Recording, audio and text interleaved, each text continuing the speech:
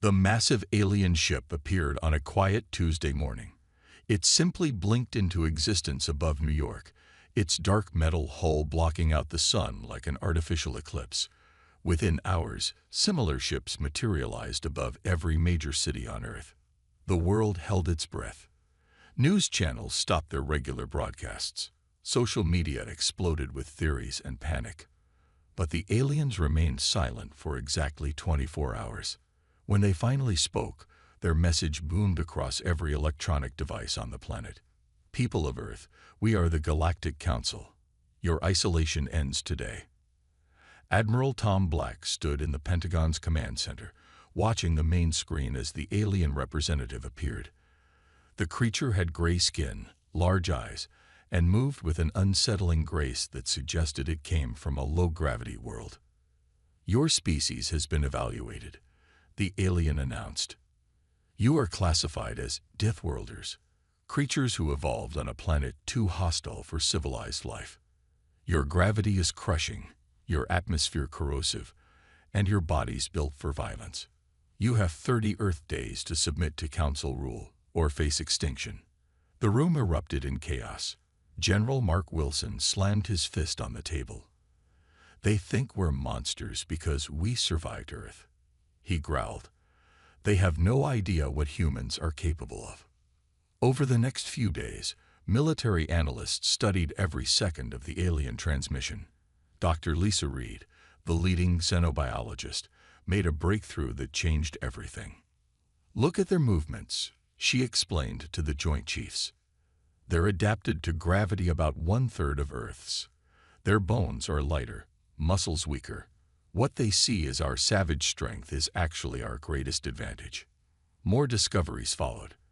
The alien ship's energy shields were designed to stop plasma weapons and laser fire, the standard weapons of the Council. They had no protection against simple kinetic weapons, having dismissed them as primitive centuries ago. They'd never faced an enemy like us, Admiral Black realized. They've forgotten the art of real warfare. The world's governments united with unprecedented speed. Old enemies became allies overnight. Humanity faced extinction, and for the first time in history, all of Earth stood as one. On day 15, the Council sent another message. Your silence suggests defiance. Remember, we have conquered thousands of worlds. Your primitive weapons cannot harm us. Submit, and you may yet survive as a servant race. Admiral Black smiled as he watched the transmission. The aliens didn't know that Earth's militaries had been far from silent. While the politicians pretended to debate surrender terms, every nuclear missile had been quietly retrofitted with stealth technology. Submarines moved into position beneath the oceans, special forces trained for low-gravity combat. They think we're savages, he told his staff. They expect us to either surrender or charge straight at them. They don't understand that humans have mastered the art of war through millennia of fighting each other. On day 29, the Council's patience ran out. They launched what they called a ceremonial invasion, a small force meant to demonstrate their power and accept Earth's surrender. They never expected the resistance they met. Their ships, designed for long-range energy weapon battles, had no defense against the swarm of nuclear missiles that rose from the oceans. Their troops, used to fighting in formation with neural disruptors, broke in panic when they faced guerrilla warfare tactics. The ceremonial invasion became a slaughter. By sunset, every alien ship above Earth was destroyed or captured. The Council's ground forces surrendered en masse, overwhelmed by weapons their shields couldn't stop and tactics they'd never seen. Admiral Black stood in the ruins of what had been an alien landing zone. Behind him, engineers were already taking apart a captured ship, learning its secrets. Send a message to the Council, he ordered. Tell them humanity accepts their challenge. But warn them, they started this war, but we will finish it. In the days that followed, as Earth prepared for its first interstellar war, the aliens would learn why humans were called Deathworlders. They would learn that surviving on a hostile planet hadn't made humans monsters. It had made them unstoppable. The war for Earth had ended. The war for the galaxy was about to begin. 3 days after Earth's victory over the invasion force, Admiral Black walked through the massive underground facility that had once been a missile silo. Now it housed something far more valuable, a captured alien warship. Engineers swarmed over the vessel like ants, taking apart every system they could access. Dr. Reed stood at a workstation, studying the alien metal under a microscope. She looked up as the Admiral approached. "Their technology isn't actually more advanced than ours," she said, excitement clear in her voice. "It's just different. They took one path of development, we took another. They focused on energy weapons because they were civilized. They forgot about simple physics."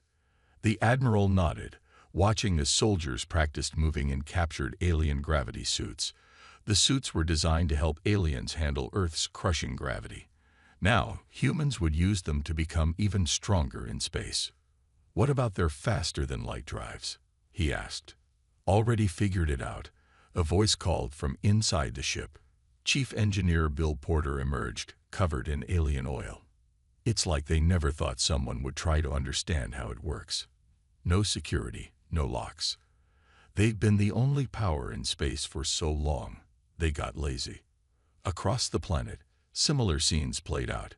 Every military base became a research center. Every weapons factory worked around the clock. Humanity had fought wars for thousands of years. They knew how to prepare for a big one. The first breakthrough came from an unexpected place. The video game designer figured out how to hack alien computer systems. "Their security is based on pure math," he explained to military leaders. "They never developed computer viruses because they never tried to hack each other. They never had cyber warfare." The second breakthrough was even bigger. The alien prisoners revealed that the Council had no concept of camouflage. Their species could all see in different light spectrums, so they thought hiding was impossible. They had never encountered stealth technology. "They fight like it's a parade," General Wilson said during a strategy meeting. "Everything in formation, everything by the book. They haven't had a real war in 10,000 years. They forgot that war isn't about looking good, it's about winning." 1 month after the failed invasion, Earth launched its first space-worthy battleship. They named it Humanity's Hope. It carried both alien technology and human weapons. Its hull was painted with radar-absorbing paint. Its weapons included both energy beams and good old-fashioned tungsten rods. The ship's crew trained harder than any before them. They learned to fight in zero gravity, to operate alien tech, and most importantly, to think like humans while using alien tools. They were the first of Earth's new space force, but far from the last. Admiral Black watched from the command center as the first fleet of Earth ships took shape in orbit. Each one was different, some built for speed, others for power. Unlike the Council's identical ships, Earth's fleet was as diverse as humanity itself. "The Council thinks we're savages," he told his officers during the final briefing. "They think we're animals who got lucky. They don't understand that humans became the apex predators of Earth, not through strength alone, but through intelligence, adaptation, and determination." He pointed to the star map showing Council territory. "They've ruled space unopposed for millennia. They've forgotten that peace makes you soft. They've forgotten that challenges make you stronger. We haven't forgotten. Earth was our training ground. Now the galaxy will be our battlefield." The fleet was ready. Humanity's soldiers were ready. The Council had given them 30 days to surrender. Instead, they used that time to prepare for war. Now, they would take the fight to the stars. As the first ships prepared to jump to faster-than-light speed, Admiral Black sent one final message to Earth's governments. The Council wanted to meet humanity. They're about to get their wish, and they're going to regret it. The war for the galaxy was about to begin, and humanity was ready to show the stars why Earth was called a death world. The Council never saw humanity's hope coming. Their defense fleet above their main military base was arranged in perfect formation, and completely blind to the human ship approaching in stealth mode. Admiral Black stood on the bridge, watching the alien ships through the view screen. "They still haven't changed their tactics," he said quietly. "Not a single patrol, no random movement patterns. They're just waiting."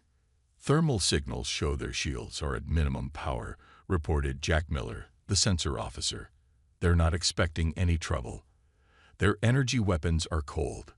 The plan was simple but effective, something humans had perfected over thousands of years of warfare. Hit hard, hit fast, and hit where they least expect it. "All stations report ready," First Officer Linda West announced. "Stealth systems holding. We're inside their defense grid." Admiral Black took a deep breath. This would be humanity's first real space battle. Launch the drones. 50 small, unmanned ships shot out from humanity's hope. Each carried a simple payload, balls of tungsten metal. No explosives, no energy weapons, just pure kinetic force, accelerated to near-light speed. The Council ships never detected them coming. The first sign of attack was when their flagship suddenly split in half, torn apart by impacts they couldn't see. Their perfect formation became their weakness. Each destroyed ship crashed into its neighbors. "Energy spike," Miller shouted. "They're powering up weapons." But it was too late. The Council ships tried to raise their shields, but they were designed to stop energy weapons, not solid objects moving at relativistic speeds. The drones tore through their fleet like bullets through paper. "They're launching fighters," West reported. "Standard attack pattern, just like in their training manuals we captured." Admiral Black smiled. "Deploy our fighters. Show them how humans wage war." Earth's fighters were smaller than the alien craft, painted black to avoid detection.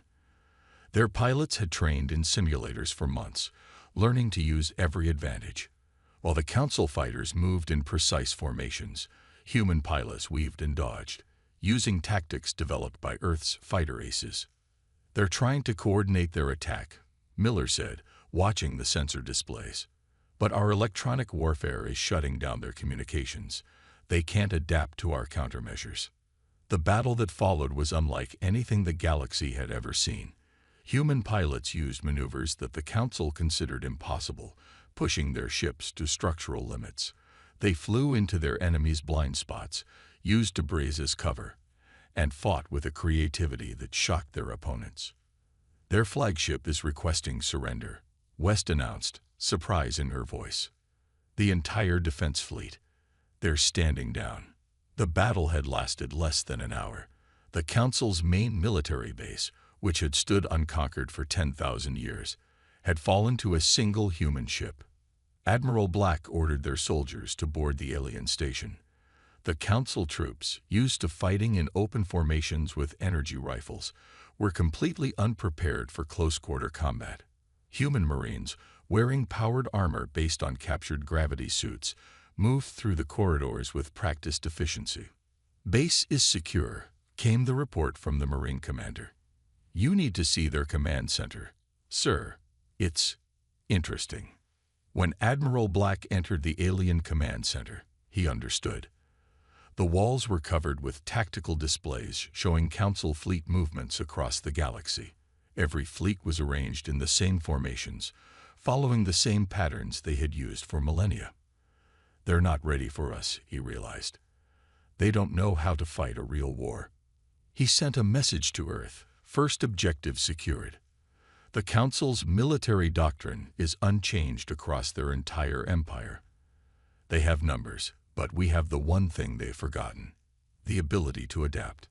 As his crew secured their first victory in space, Admiral Black knew this was just the beginning. Humanity had proven they could defeat the Council's best-defended base. Now they would show the galaxy why humans had survived their death world. The age of peaceful stagnation was over. The time of human warfare had begun. 1 month after taking the Council's military base, the human fleet had grown. Every captured alien ship was studied, copied, and improved. But more importantly, the aliens had made a critical mistake. They had underestimated human endurance. Admiral Black stood on the bridge of humanity's vengeance, the newest Earth battleship, watching his fleet prepare for their biggest attack yet.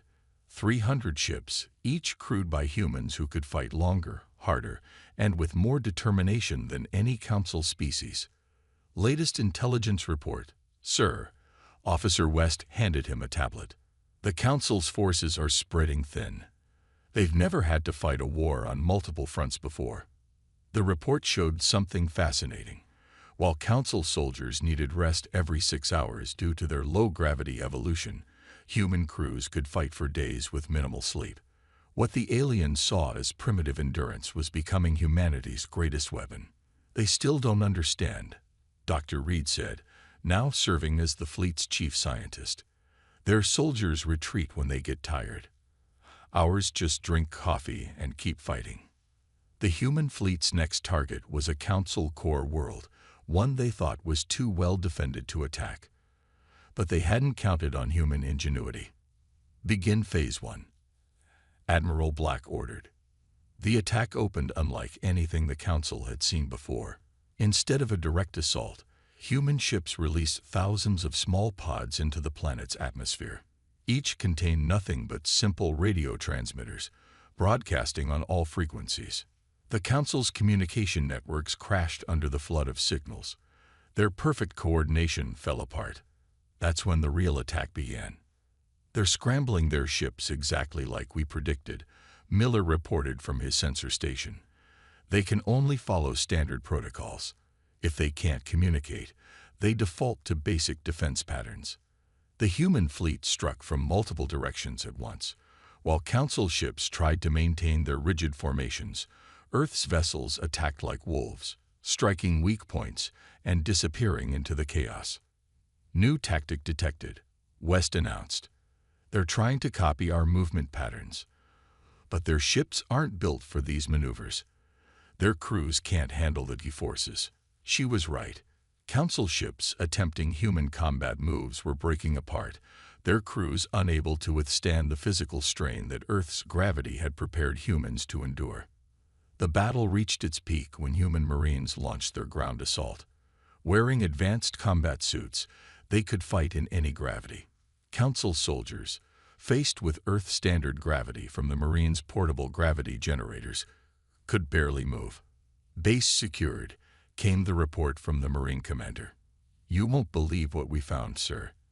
They have riot control weapons, but no real combat gear. They never expected to fight on the ground. Hour by hour, the Council forces fell back. Their superior numbers meant nothing against human tactics and endurance. Their energy weapons, designed for long-range combat, proved useless against human ships fighting at close range. They're sending out a general retreat signal, Miller reported. The entire sector is falling back to their core systems. Admiral Black nodded. This victory would send shockwaves through the galaxy. A Council core world, taken by the primitive humans they had tried to conquer. But the real victory came after the battle. In the captured cities, they found something unexpected. Other alien species, watching in awe as humans accomplish what they thought impossible. Sir, West called out, we're getting signals from planets across the sector.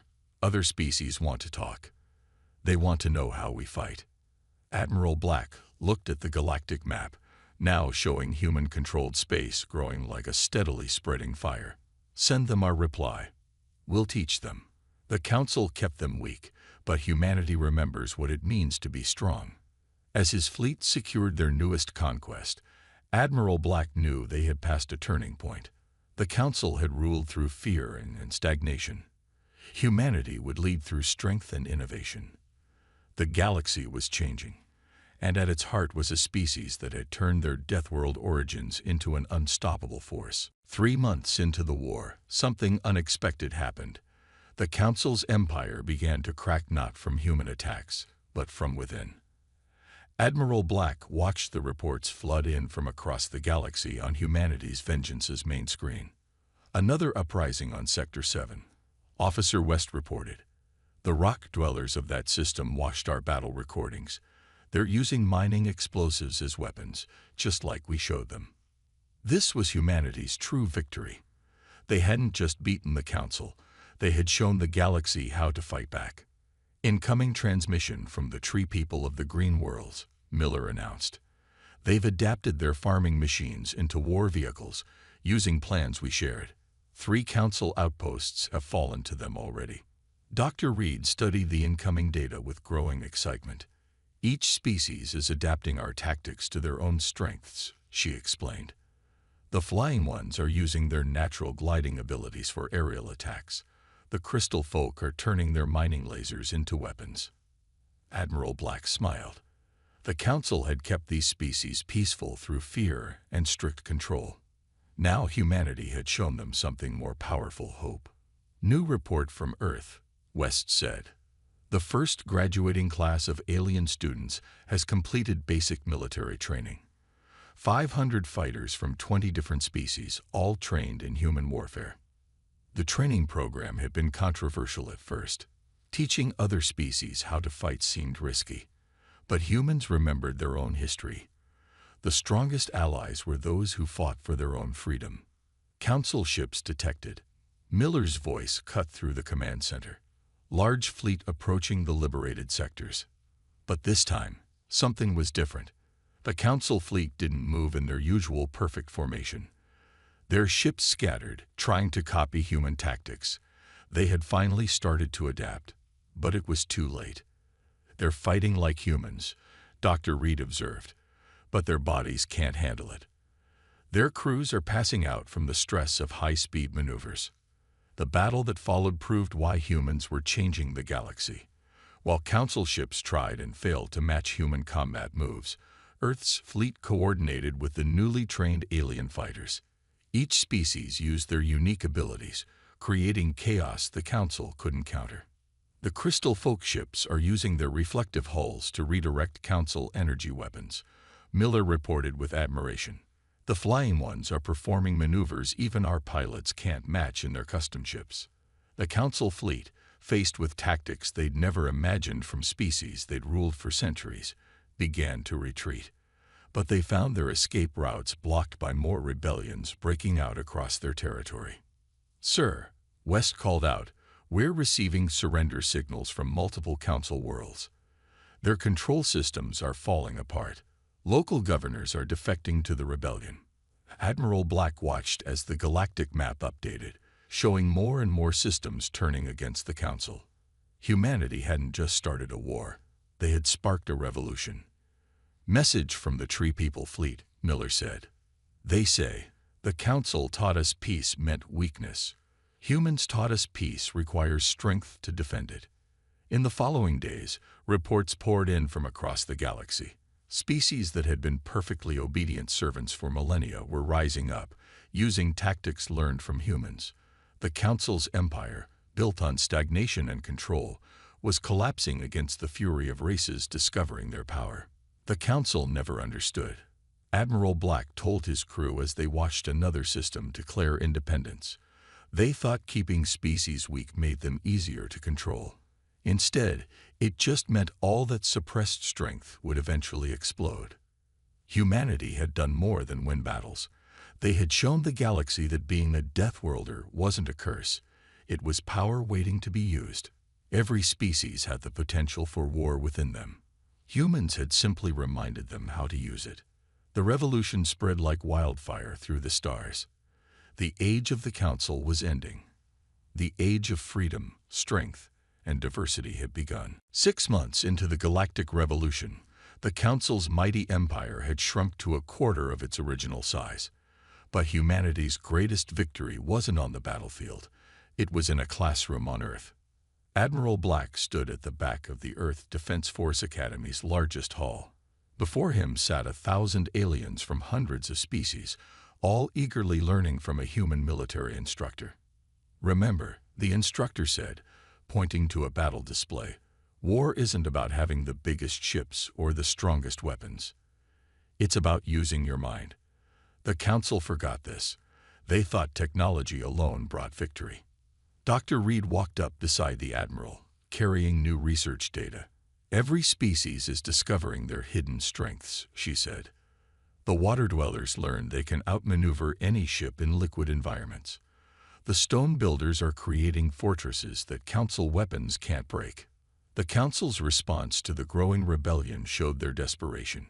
Their ships now moved in random patterns, trying to be unpredictable like humans. Their troops attempted guerrilla tactics, but they were simply copying without understanding. Latest intelligence report, Officer West said, joining them. The Council tried to copy our gravity combat training. 30 of their soldiers broke their bones trying to fight in Earth gravity conditions. They still don't understand that strength comes from adaptation, not imitation. In orbit above Earth, the combined fleet of humanity and their allies prepared for the final push. Each ship was different, modified to match its crew's natural abilities.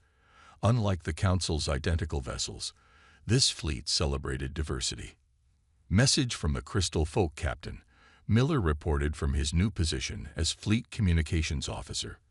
Their ships have successfully adapted human stealth technology. They can now bend light around their crystal hulls, becoming completely invisible.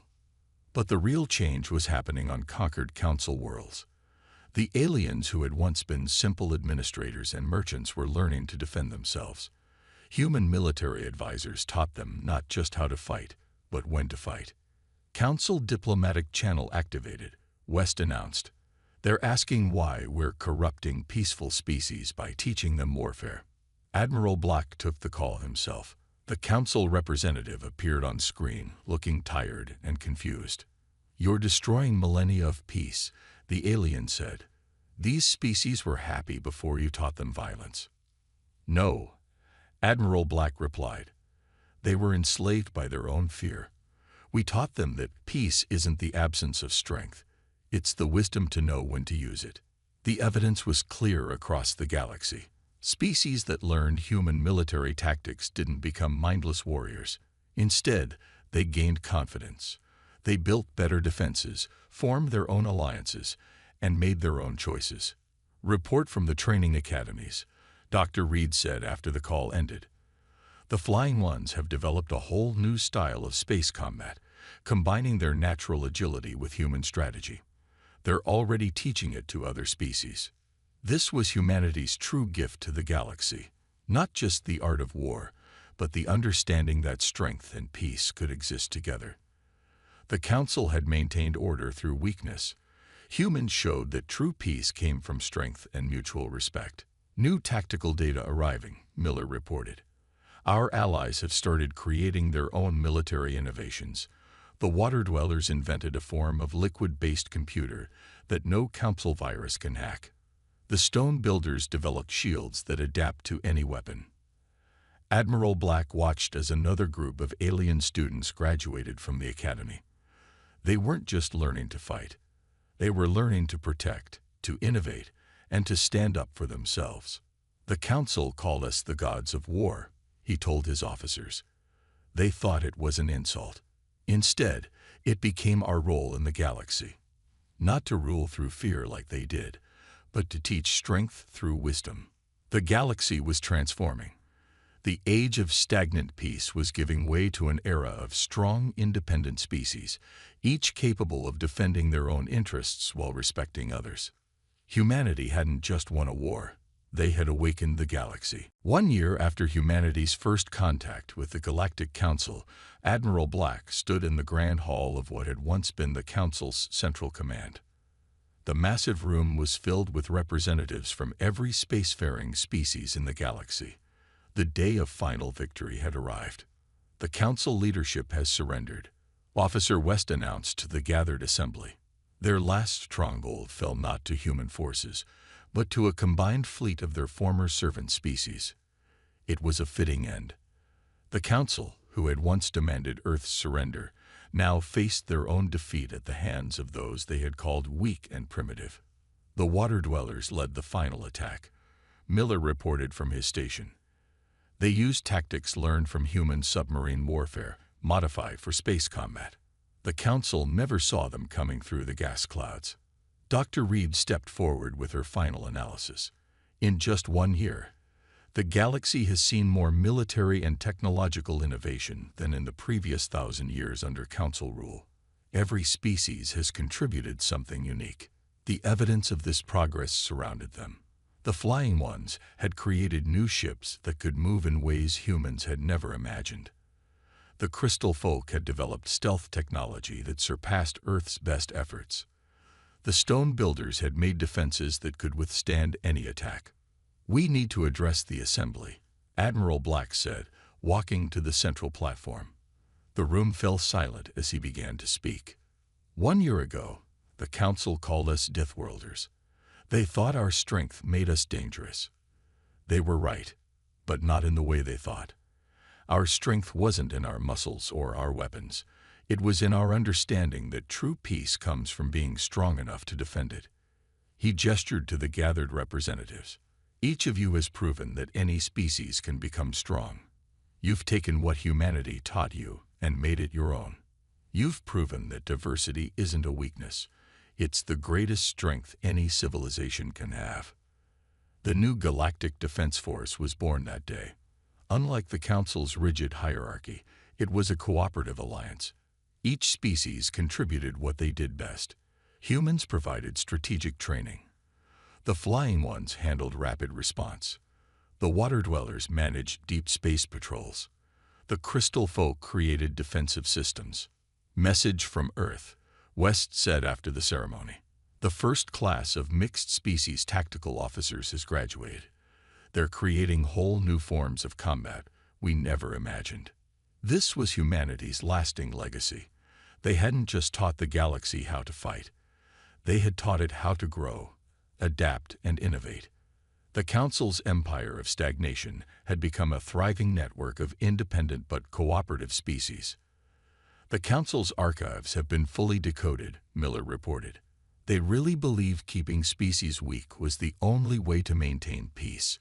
They never understood that suppressing growth only leads to rebellion."